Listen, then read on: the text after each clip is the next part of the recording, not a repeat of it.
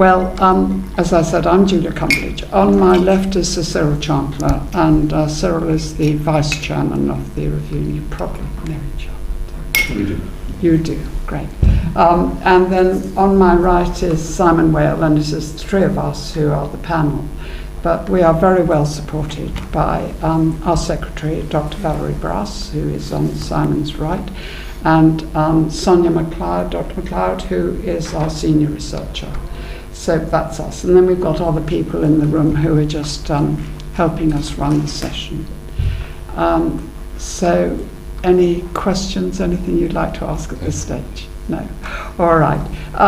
Can you just say, have you any conflicts of interest? Because that you wanted to declare. No. All right. Or you don't want to declare, but you haven't any. That's great. I'm not aware that I have any right. conflicts So of interest. Perhaps if you could start by saying who you are and what your position is and your responsibility. So my name is Aidan Fowler, and I am, as of July last year, the National Director of Patient Safety.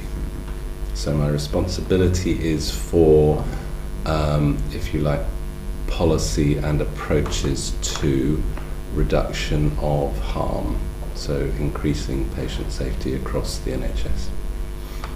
Right, so in your role as patient safety officer, do you look beyond monitoring and responding to other immediate clinical harm? Is it always immediate, or do you look back, or do you look forward, or how do you approach your responsibilities? I think the answer is we look at all of that. So we work essentially with describing and with developing a new strategy as part of the start of my term, and again from the previous Secretary of State, when he did know he was going, wanted to make sure that work continued, was aware that to some extent that would mean handing some of the responsibility that he'd taken on himself back to the NHS, and so it was felt appropriate that we reviewed what we were doing and developed a new strategy, and in that we look at three strands of work. One is insight, so how we obtain information about what's going on in the system, and we do that through a variety of means.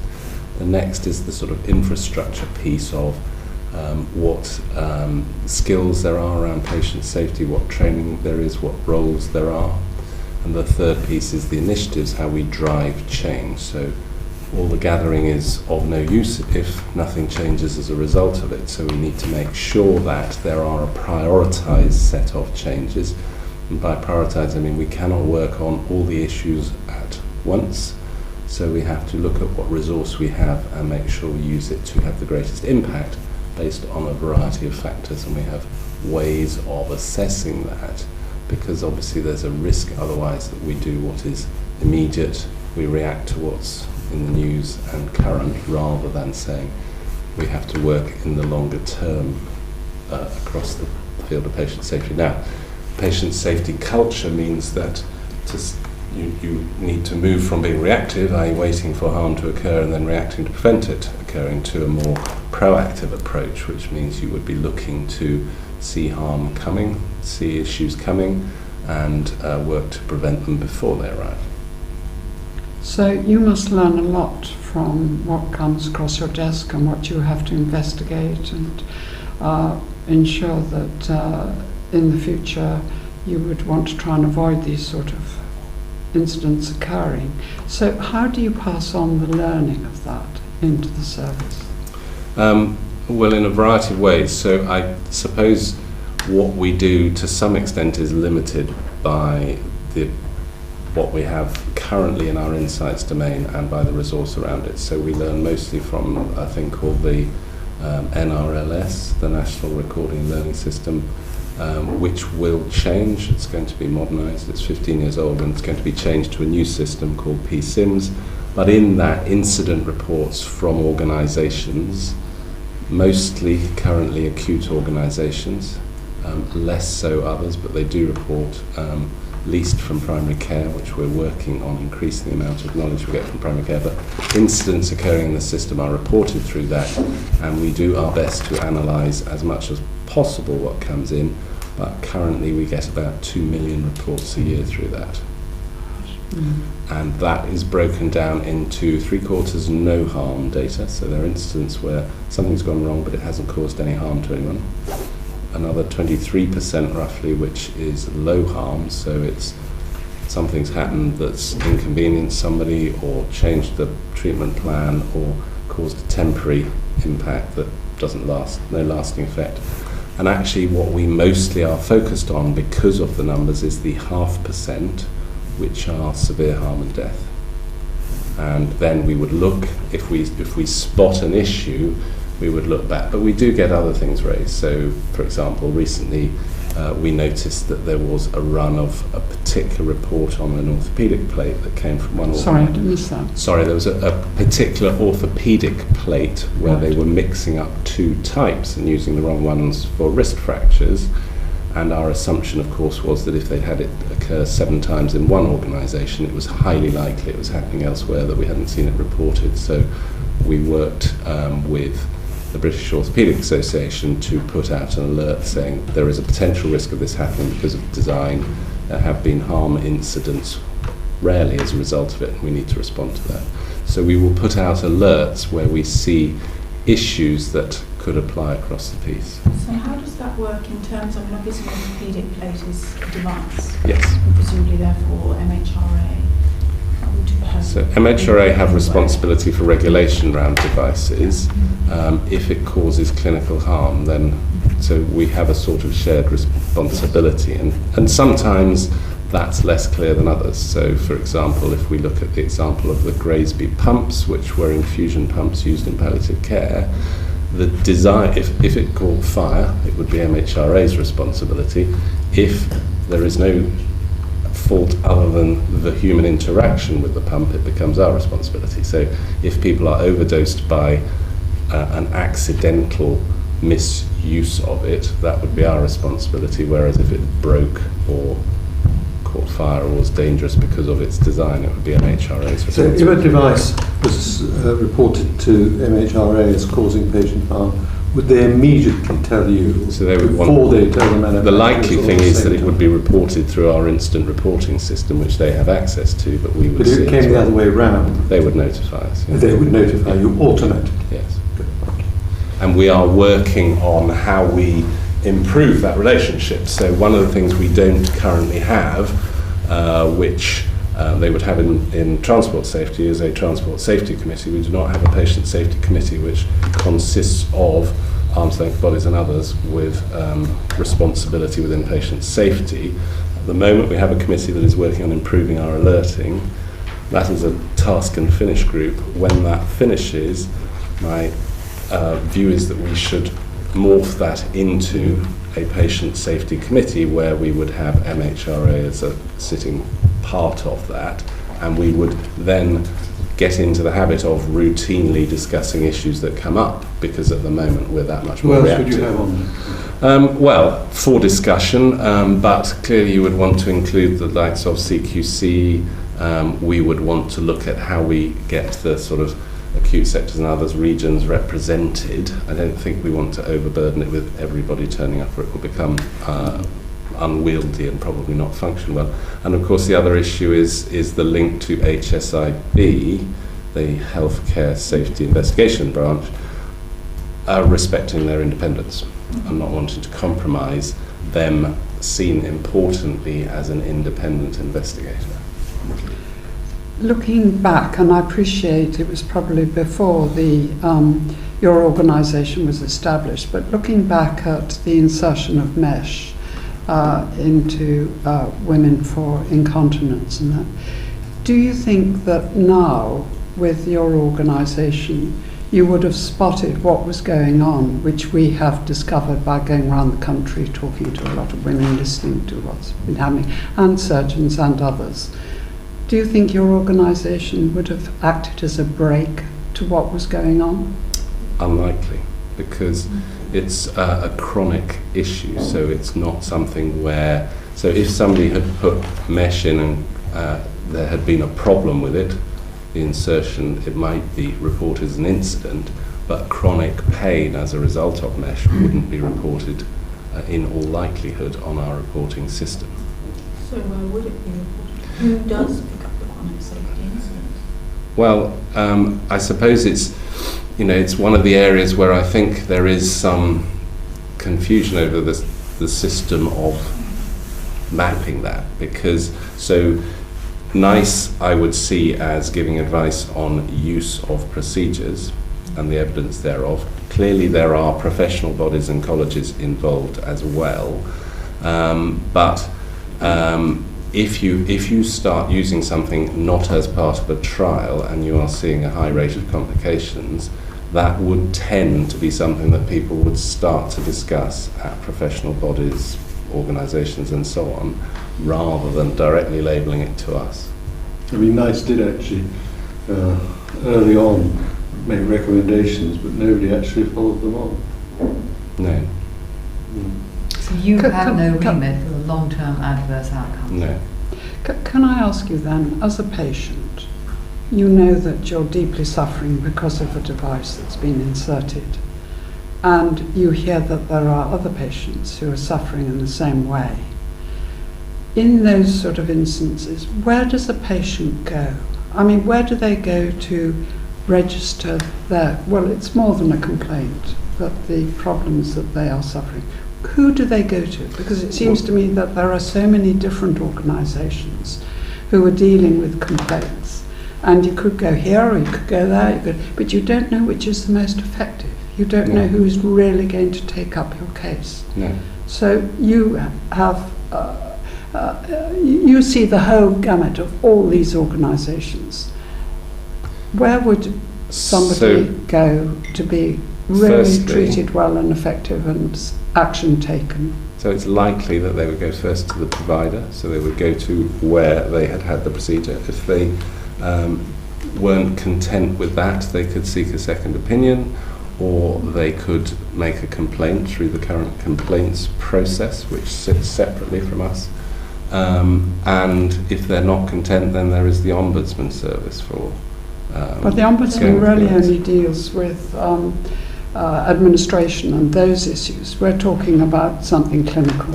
I think the other thing is, one of the things that we have heard an awful lot is that people don't want this to happen to someone else. Yes. They want the issue to not be repeated again and again and again. And although I absolutely agree, all of the complaints services provide an individual resolution, hopefully, where does the system-wide prevention of harm come?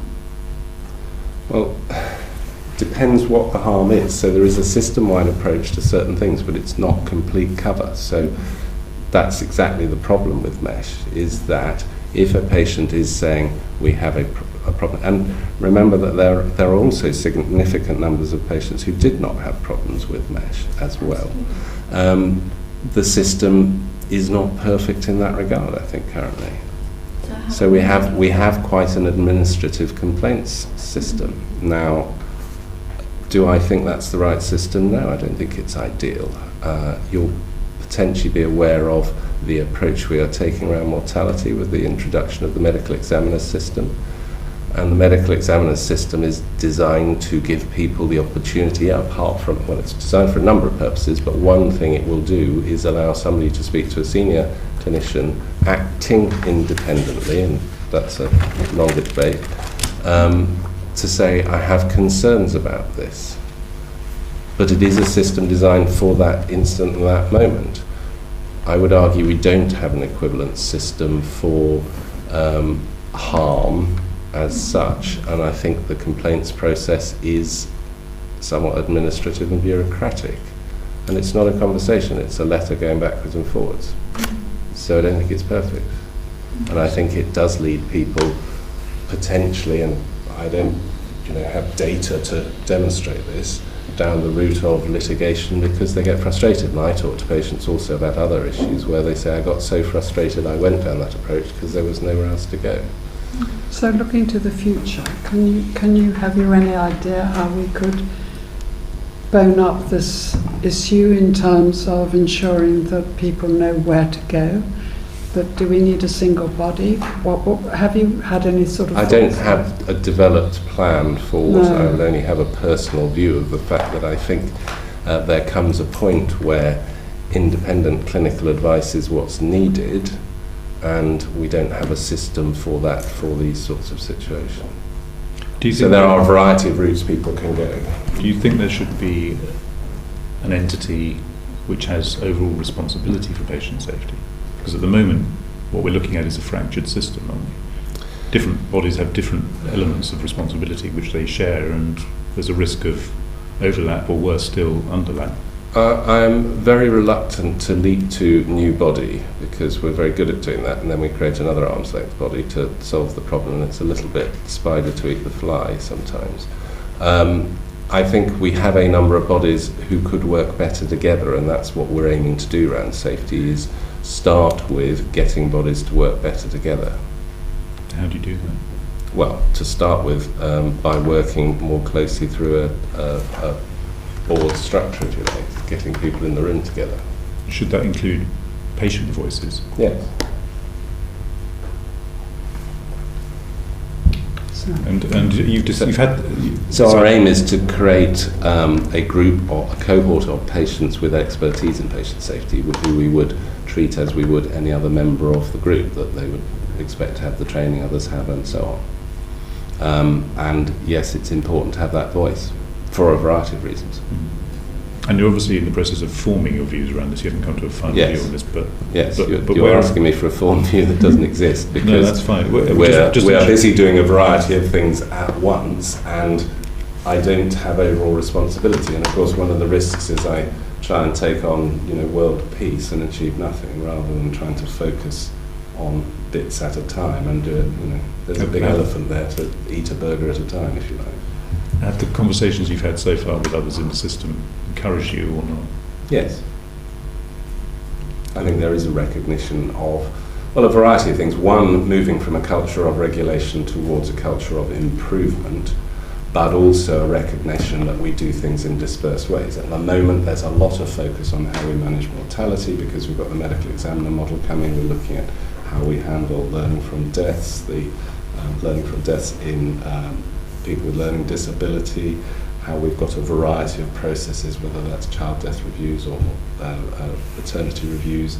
Regulation 28 is coming from coroners, and how we make some of that a little bit more cohesive and sensible. And I understand how organically things do grow up, just as we were talking about a moment ago, if we create a body to do a function and then it sits in glorious isolation. You think perhaps that would be better linked. I think we're at that phase of saying, okay, we've got various bodies that we've created to do various tasks, but actually they could be better joined up. Can I just say one of the problems, and I do absolutely understand you saying that you would prefer organisations to work much more closely together. One of the things that has come to light to us is the organisations who always pass on the issue to somebody else. And then it never gets resolved, because it's like pass the parcel. It keeps going on till the music stops. It's the hot potato that people say, well, this looks tricky. I don't quite know what to do with it. Is it our responsibility? Which is why I would rather be in a room saying, here is a problem which needs to be solved. What part are we all going to play, not who's going to pass it to who else? And we will look at where we can best input to that. Maybe that's slightly naive that we'll get to that point, but I don't see why we wouldn't try. Can I go back? I think history sort of started here in about 1999 with the publication of To Err is Human by the Institute of Medicine in Washington, now the National Academy of Medicine. And then that was followed up both in Australia and over here. A service with a memory, Liam Donaldson, showed that in fact the avoidable mortality rate in hospitals here was no better than it was in the United States. And a number of different organisations then occurred and disappeared. You're the latest manifestation of that. What do you think you've learned from the fact that it keeps changing? I mean, why did it keep changing? And what was wrong with your predecessors? What have I learned about the fact that it keeps changing is that we shouldn't keep changing it, is my suspicion, on the basis that I think each time we do that, we lose pace. When you go through, and we are going through organisational reform at the moment, as you will know, and that is a distraction. With the best will in the world, if you start getting to the point where people's jobs are at risk and There are reductions in numbers and headcounts and so on. That gets people's attention and distracts from the job you're trying to do. Why does it keep happening? I could speculate, but it would be speculation, and my speculation would be that we are sailing a supertanker, and if it appears not to be going in the right direction, we feel the need to change it early in case it isn't going in the right direction before we fully establish whether it is. We don't give things time to start having an impact, which takes time. We haven't the patience. Part of that's because we are so much in the spotlights, there's so much press attention on us, and having come from another country to this country, it is very striking how, I have achieved my, not on my bucket list achievement of being in the sun 2 weeks in a row over incidents. There is a lot of attention, which I think creates a lot of pressure. It's a very big system, the NHS. It gets a lot of political attention, as you all know. And therefore, people get nervous, is my suspicion, and say, this isn't working, we must change it, we must do something else we think we could do better. And we're going through this with our own, how we create activity around change and patient safety through patient safety collaboratives of, well, hang on, they've been around for 5 years, have they had the impact they should? How would it look if we turned them into something else, put them in region and so on? Well, what it would look like is actually we'd probably end up re-employing the same people into a different organisation, as we have done repeatedly. So since the times you're talking about, we've had the Modernisation Agency, we've had the NHS Institute, we've had NHS IQ, we've had the patient safety function moved from one place to another place to another place, from NHSE back to I, now arguably back again, each time possibly changing the number of staff and so on. And it's quite a distraction. And if you look at other countries who've been more consistent, they've probably had greater impact as a result of sticking with the plan, holding their nerve, and developing capacity. What other country would you particularly draw attention to? We don't have to look very far. I mean, I'm about to go off to Scotland, and they've done a considerable amount of work over the last 10 years. Now, I started my patient safety work, if you like, as a definite thing rather than as a normal part of my role, back when we were doing a big safety programme in the southwest, based on exactly where Scotland started. But then the SHAs were abandoned, everything got churned up and lost and reformed. Scotland have carried on, and I think they're in a stronger place than we are currently. I've just come from working in Wales for 3 years, where goodness knows there are many issues in health in Wales, but from the point of view of continuity of approach to quality improvement and patient safety, they have had greater continuity, greater use of single language, greater use of training around it than we've consistently had in the... I'd like to stick with adverse events just for a bit, but I want to go beyond that in a moment. I think you're responsible overall for the serious incident framework, aren't you? Yes. Which isn't universally successful, I think, from the reports. And the HSIB has come in and will be looking beyond root cause at context and human factors. Yes. And so how you relate to them and how they relate to local investigations seems to be very crucial. Yes, I agree. And there will be a new patient safety incident framework, but it won't be called that. Right. Because at the moment the serious, it will be called that. It won't be called a serious incident framework, because we are changing the language from something that people find disconcerting and puts them off. So we realise that the world of investigation isn't where it should be, and we talk to HSIB, as you would expect, about the benefit of their experience and approach and improving how incidents are investigated to get the best learning we can and to make sure they're done in a satisfactory way, because there are problems with them still. And we know that, in a high-profile maternity case at the moment, incident investigation and the actions following them are part of the problem. Good. I mean, as it happened, and I can mention his name in public, I had lunch last week with a cardiac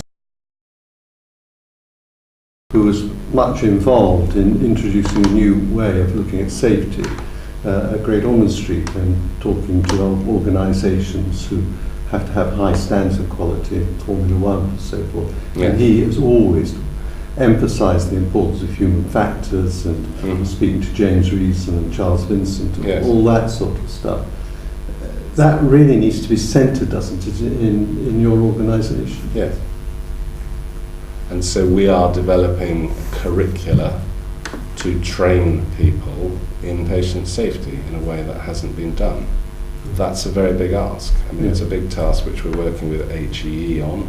There's huge enthusiasm for it. The Academy of Medical Royal Colleges have already developed a curriculum for medical trainees, but we need it across the system. Yes. And the question is, before we rush down this route, where are we going to have most impact? Because training isn't always, of course, highest on the list of barriers to safety incidents, so we have to be careful of that. So I could say, as I have done, I can stand up and say, well, you've all done fire safety training, how many of you have seen a fire? And everyone puts their hand up for the fire safety training, and very few put their hands up for a fire, although some of us have in the system. But we've all seen patient safety incidents and have no training.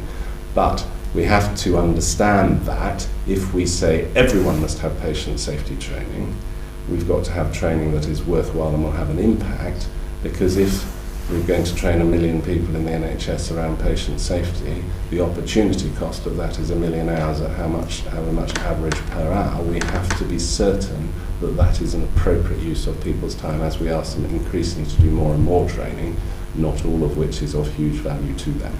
And it's not just a question of process, it's also a question of culture. Absolutely. Because if we don't actually change the culture to avoidable harm rather than blame, we're not going to make progress. That's right. And so, I mean, if you look at the example of quality improvement training in my previous job, where they had taken the approach, they start at the bottom up, you train people in something, they go into a culture that doesn't accept it, and then all that is forgotten within a year and waste.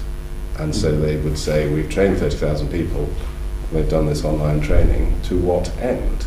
Until you have the architects in the system who can then use it, the project managers who can use people with that training and support them with that training, then you're not going to get the value. So we also want patient safety expertise within organisations, and that is a different level of training. So I would see our training as a sort of multi-stepped thing with a core in levels and then individual specialist add-ons, if you like, where, you know, just as you would do training for anything else, I've done diving training, where you would do the core training, you would do the higher training, and then there are interest points, you know. So as an anaesthetist, you would want to do different specialist training than you might as a general practitioner or a mental health specialist. But wouldn't you want to do your training across different professions? Yes. Yes. And together, and when we make it visited, multidisciplinary. Yeah, when we visited Holland, the head of midwifery there said to us that I'm a jack of all trades and the master of one. And I thought that was really very profound, that she understood exactly what was going on, who did what and all the rest of it, but she had a specialism. And it just seems to me that very often the training is done in such sort of narrow remit that it doesn't actually, it's the whole systems that we have to think about. And that's true of many areas. And of course there is multidisciplinary training. There are multidisciplinary training programs for maternity which are very aware of that. So, you know, there are programs where they very deliberately train teams together. Back to your Formula One. Yeah, we're on to that from another review we did. So we need to get now with you there. Can I just then move on to the question of outcome measurement? Because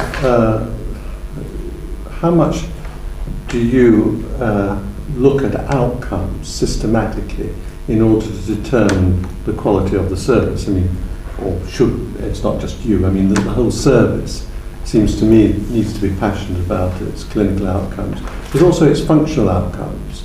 And you mentioned pain a few minutes ago as one of the things that wasn't picked up in any way through the use of mesh, but so functional outcomes, PROMs, patient-related outcome measures, and patient experience. I mean, part of how the National Health Service works ought to be a passion about outcomes. Yes. And I can't think of any part of the NHS to lead that. I mean, you can't do it yourself, but you can lead it from NHS I think we can lead on the safety element of it. I think that there is a tendency, if you look at quality, I'd see it in 3 domains. So there's quality planning, what we aim to achieve, what we know from research, best practice, etc. There's quality improvement, which is the process of getting you there, and there's quality assurance, which tells you whether you've got there and whether you've stayed there. And I think we're not great at quality assurance, by which I mean we try and do far too much of it at too high a level. So we will, as an organisation at the top, look at, and the current structure of the NHS probably doesn't help us, and I think the region development is a potentially very strong and helpful thing, because for us to try and look at hundreds of different providers and lots of measures, and you will see these huge RAG rating charts, and I doubt they're of very much value whatsoever. One, we don't like RAG rating, different discussion, but 2, we're trying to look at too much data, and very often it's process data. What we should be interested in is outcome data, as you say, and we should only be interested in the process measures underlying it if there is a problem with the outcome measure.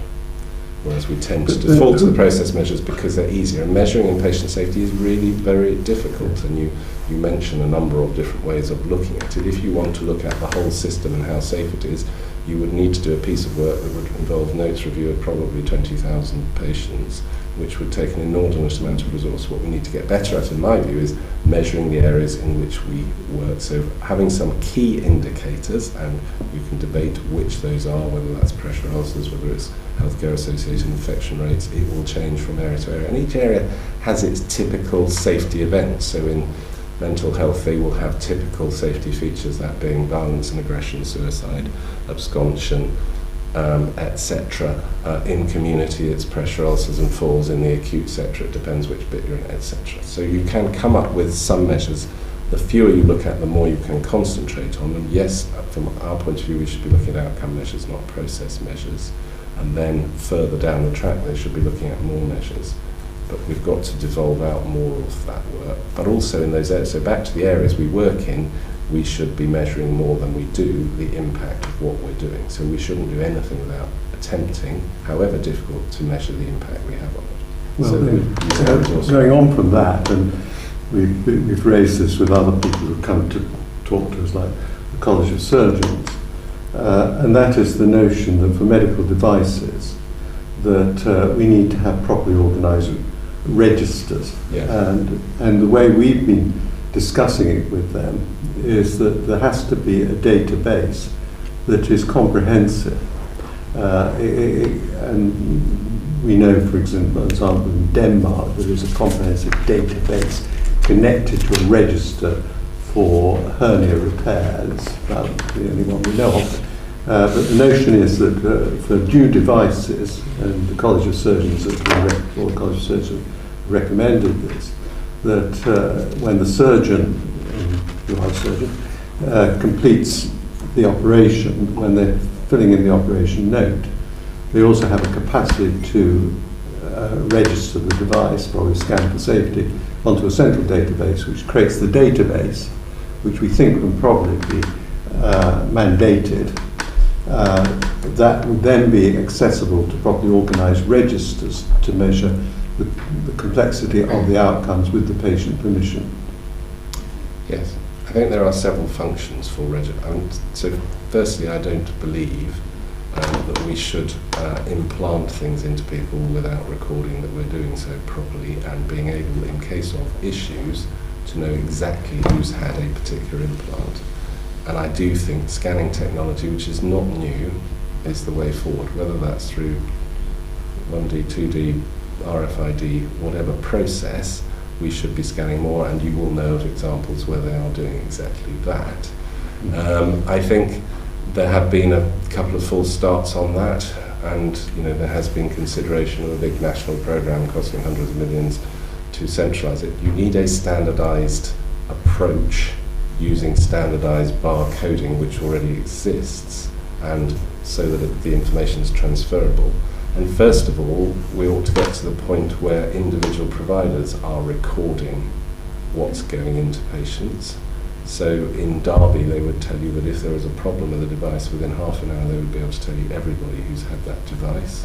whereas others would have to do notes reviews. So the technology already exists, and goodness knows we do it in the supermarket at weekends of scanning everything we buy, and they know what we've bought and can recall it. So we need to get to the point where we do that across the system. Easy to say at this point, more difficult to achieve, but not impossible to achieve. And then there is the issue of the centralised registries that say we can monitor at scale how many people have this device and what the outcomes are, as they would do for the National Joint Registry.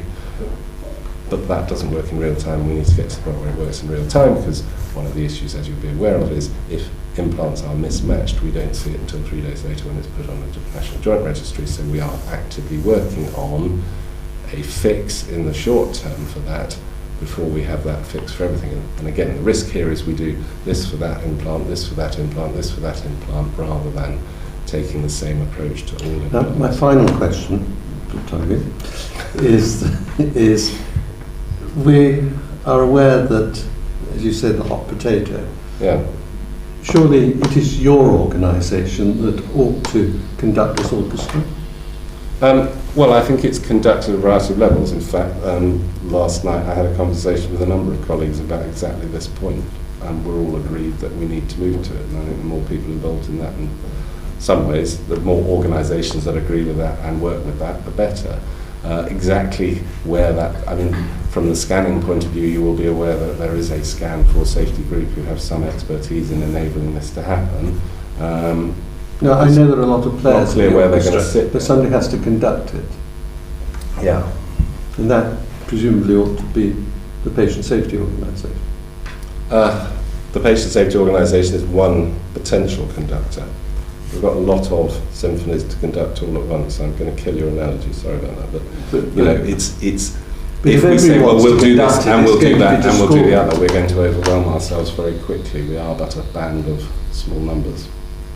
But there is a recognition that this needs to be done. There's no decision over exactly who's going to be holding the ring on it at this point. But it does involve a number of players, and there have been conversations with the College of Surgeons for one. Okay, thank you. I mean, it's clear your view is that it should be us. I don't know. We haven't come up with the answer to that yet. I'm not sure that's solely my decision. No, it's not. No, but I think our view is that someone needs to, yes, everyone needs to gather in a room together, and it needs to be a collaborative approach, a proper professional, open, collaborative approach. But as in any scenario, people dealing with any issue, at some point someone has to say, right, so this is what we'll do then. Mm-hmm. So there has to be, it's almost a dirty word in this context, but someone has to give direction to the assembled group. And we're not putting, I don't think it's our intention to put you on the spot and say, yes, it should be me. That's not the point. But the question is almost a question of principle. Is that right? Don't get me wrong, I'm not trying to shy away from this, but there is a bit of a history that somebody says somebody needs to do this, and you can do it, and no resource follows, and you're trying to do it in amongst everything else. And this is a big ask. I mean, one of the things we were clear on last night is this is no mean undertaking, and that nobody in that room last night, senior clinical people, was shying away from the fact that we need to do this, and we need to think about how we do it in a way that's most effective, but it is a big ask. So what you're saying is it has to be properly resourced? Yes. And probably recognised throughout the system. I think we have to know what that resource is, and I don't think I could say to you now it will require the following. Yeah. We're not at that stage of planning, but there is a recognition it needs to happen, and the start of this is we should be doing this already. We have to move on this. So there is huge potential for a variety of means of tracking, and in the safety world, you then move on to how we track the things we use in a way that stops us leaving them in people for a start. And that technology again exists, but there are knowledge management issues around that. I was keen to invent swabs with RFID, and they already exist. And I'm a surgeon, and I didn't know that. And they're using them in Mass General in Boston. And nobody in this country is that I'm aware of, so we're looking at that as well. So how do you get knowledge transfer through? I mean, how do you facilitate that? That's a very good question. I think you start somewhere, and where we're starting is with alerting and getting better at that. And then we need to look at, and again, if you compared us with technology that exists like Facebook, who are able to target information, what we do know is if you overload people with knowledge, they ignore it, and it becomes noise, and they will miss the important stuff. So the question is, how do we target information in a way that is most helpful? So if we have a problem with eye implants, how do we target ophthalmologists? It's not as straightforward as it sounds. How do we target colorectal surgeons amongst a group who are registered as general surgeons, etc., etc. So there is a huge knowledge piece of how do you get proper up-to-date records. People move around, people change, etc. How do you keep up-to-date records that allow you to target information appropriately? Now, my view currently would be the pragmatic way to do that is by having the patient safety specialist and team with a responsibility for disseminating knowledge to some extent. What I'm wondering is if you have a central sort of data set of devices that have been implanted, if in addition to the patient and the device information you also have the surgeon information, that would give you a resource to be able to do that, wouldn't it? Yeah. Yes, I do. Can I ask you specifically about one of our interventions, which is sodium valproate? And you will be aware this has a very, very long history and quite a long battle, really, to make sure that women of childbearing age do not end up being prescribed sodium valproate with all the consequences that follow. So when I look at all the initiatives that you're involved in, it's very difficult to take the abstract and put them into the practical. And the practical would be for me to say to you, how does NHSI prevent another sodium valproate? What is it that you're doing that would stop us having another sodium valproate? Well, sodium valproate is a medication and that's licensed by MHRA. The issue is what happens when people who shouldn't be given it are being prescribed it, women of childbearing age. So there are a number of issues with valproate. One is, would you now license it at all as a medication with that sort of risk, or would you license it for specific groups? And then it being on the market and knowing that it is a drug that works for some people better than any other medication, how do you then manage the situation we're in? And there are a number of issues. One is, how do you have a pregnancy prevention program that is more effective? Can you ever get one that is sufficiently effective? Because at the moment we believe 20% aren't aware of the issue. So we know there are 17,000 people on valproate in childbearing age, and of those, about 20% don't realise that there is an issue around pregnancy still. So we can get better at advising those who prescribe it. We can get better at making sure there is a system where patients have to sign saying they recognise the risks before they are dispensed the medication. But 40% of pregnancies are unplanned. There is still a risk, and there are still, as I understand it, several hundred babies a year born on a medication that has a 40% teratogenicity rate. Right, and so the issue here is, are these avoidable births, and what would NHSI, in terms of its range of initiatives, doing to drive that proportion down, or indeed to make sure that the next generation of anti-epileptic drugs does not have that experience where we know there's a teratogenic risk? Well, so it sits with drugs being licensed in one place, which is MHRA, never get that right. NICE approving the use of medications, which is a newer approach than was around at the time valproate was initially licensed. And then the monitoring, which is done again through MHRA through the yellow card system. So NHSI would have So no NHSI role in this at all? currently has no role in that, no. Interesting.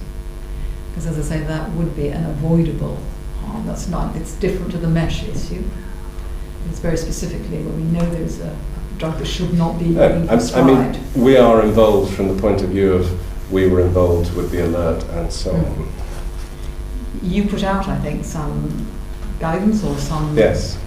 Who were you expecting to monitor that that guidance was being implemented in practice? So those prescribing the medication.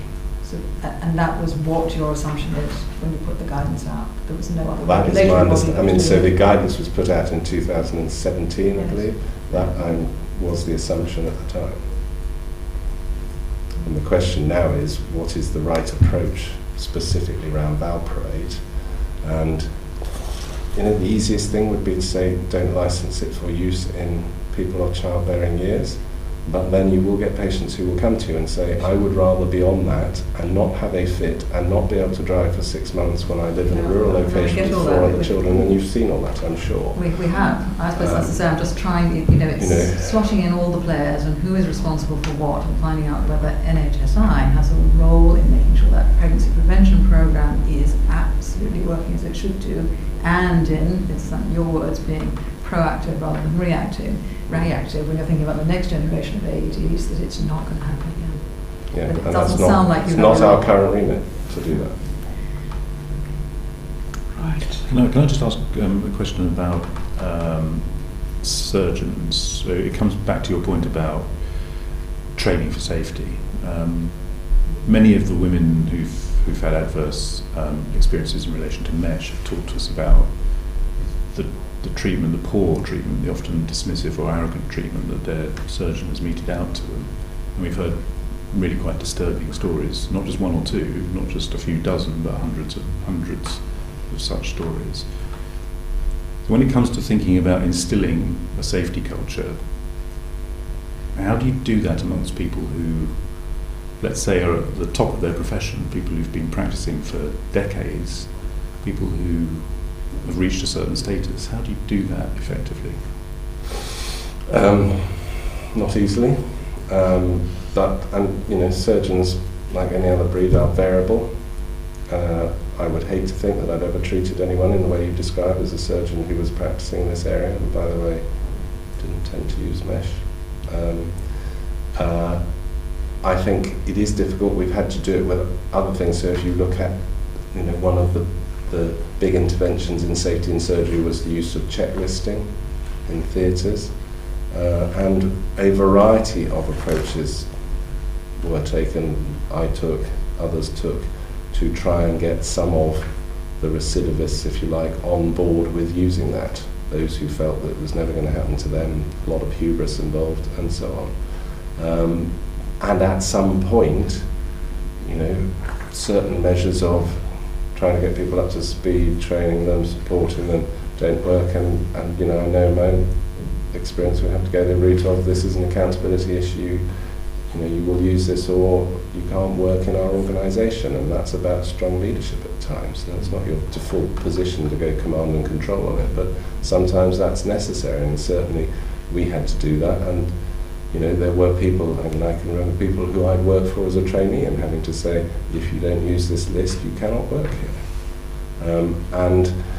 But behaviours around consent and some of the issues that I saw on the receiving end of patients referred to me with mesh issues, I had significant concerns about how they were consented and the approach taken, and some of them, and I would get one story, not two in general, and I would only get a few, so it was difficult to build up a picture at the time. Why did more of us not see that this might be of concern? Because I wasn't using mesh particularly. We'd had experience with a sponge for rectal prolapse previously, which had been a significant problem, and I'd always felt we should have learned the lesson from that and gone cautiously. But that's not to say I didn't also see a lot of patients with very significant problems around prolapse, continence and so on, who were very desperate, whose lives were very miserable and would have asked for any treatment. And there is this balance. One of my colleagues said the irony is that I'm being pushed to allow cannabis use without much evidence behind it, at the same time as being asked why mesh was used without evidence. So, some of the same people who express concerns would be the people giving you a very hard time in clinic, saying, why can't I have this procedure? So it is difficult, but I think there were issues around how consent was obtained. I think there was a tendency to say, I've got just the thing for you in some cases, and you will have heard that, I'm sure. And it is very difficult to change that sort of behaviour overnight, because as you've seen, it was more widespread than one might have hoped. I think that you've hit the nail on the head in terms of influencing behaviour at the point of consent, or at other moments where it's in the consulting room and it's the patient and the doctor, as opposed to in theatre or wherever. It's that intimate moment when there's only two people in the room, or maybe the patient plus their partner or whatever. But it's a very different moment from a more process-driven moment, like a theatre with a procedure taking place. Yeah. Influencing behaviour in that moment is difficult. But also learning from, as a pelvic floor specialist, what we knew of any intervention in the pelvic floor is it tended to last for 5 years and then fail. So there weren't magic answers that would suddenly transform people for long periods of time. That wasn't our experience. And we hadn't always gone down the route of the conservative treatments of physiotherapy and so on first, before we were doing some of these more interventional procedures. And, I think having grown up in a world where we were very close to some of these manufacturers without really realizing that was abnormal potentially, there has been a huge amount of influence from manufacturers directly onto individuals, which I think is unhealthy. How has that manifested itself? Well, so you would have at conferences on manufacturers promoting what they're selling and having very close relationships with individuals who, then were applying those treatments. And I think, we have to be cautious that there is a conflict here, and we have to be very careful that you don't get too close to the suppliers of particular mesh, or whether it's staplers in my practice and so on. Do you think that Used what you thought was best, not what was handed to you by somebody with an interest. Do you think that balance is acceptable now? I think it's got a lot better. I mean, I'm not in practice, so I can't tell you on a day, but these were reps who were in and out of theatre. That is now far more controlled than it used to be. And there wasn't the culture that perhaps you'd have in the States, where the chief of surgery would come and say you're using too much of this and it's not the thing you should be using, or it's too expensive, or whatever. There wasn't that culture. There was a lot of autonomy, and still is to some extent, of I will use, what I think is right, regardless, and no one's telling me, we don't use that here because we don't think it's the right thing. I think one of the other things that we've heard is that even when people went back and said, look, I have issues, I have complications, there was a huge reluctance to recognise that those could have been attributed to the surgery and to the mesh. How do you overcome that?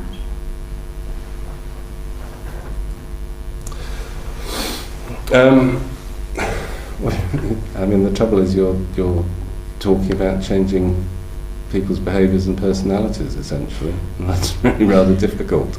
Again, and that's speaking as somebody who, it's difficult for me to compute why you wouldn't take that seriously as somebody who practiced as a surgeon. If somebody comes and says there is a problem, I think there is pain, I would be looking at why it was occurring and trying to understand it. And we saw this occasionally with hernias where I did use mesh, that they would be painful, and you would have to consider the best approach to dealing with that, not all of which was re-intervention.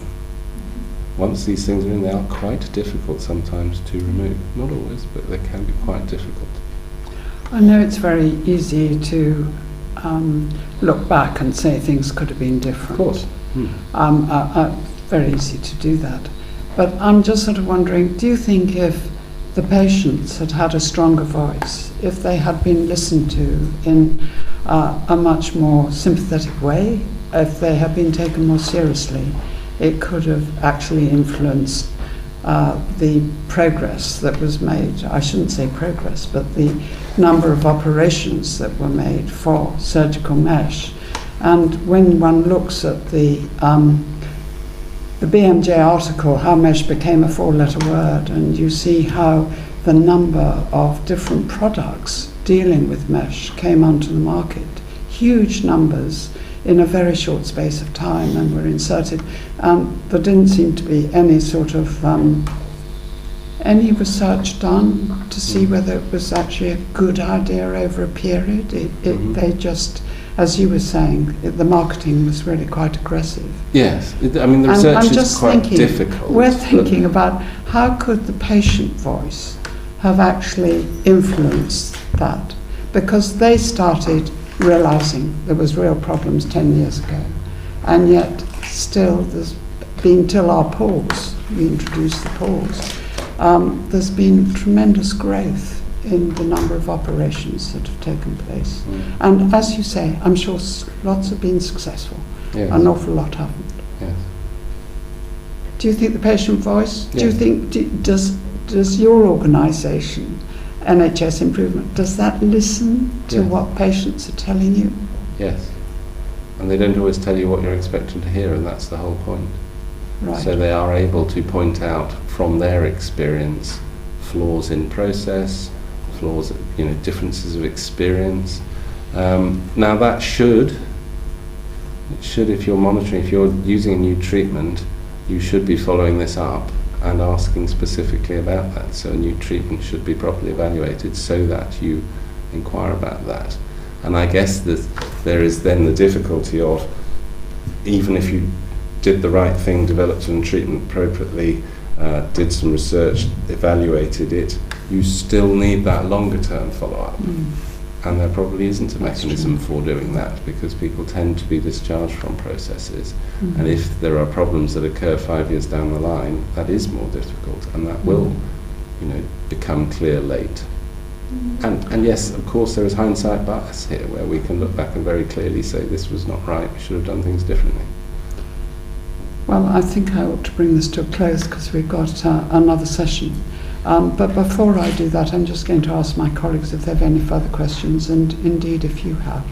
Valerie? No.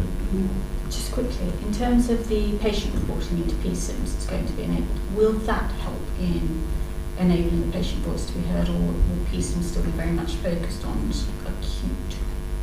Well, one of the things that is developing is the ability for patients to report. So from that perspective, yes. So we are trying to make it easier to report in general, but patient reporting will be easier. But we've then got to work out how we read currently 2 million bits, and that will increase of information. And we need to automate that process. And we've talked about artificial intelligence and machine learning, and that's very easy to talk about. But of course, you have to teach the machine what it's looking for before, and you have to know what to look for before you can teach it. So there are some important steps in that. Right, have you any questions of No, us? I hope that's been helpful. Well, it's been very helpful to us, and I want to thank you so much for giving us your time and indeed your thoughts. Thank you very much indeed. Thank you. Thanks. Thank you.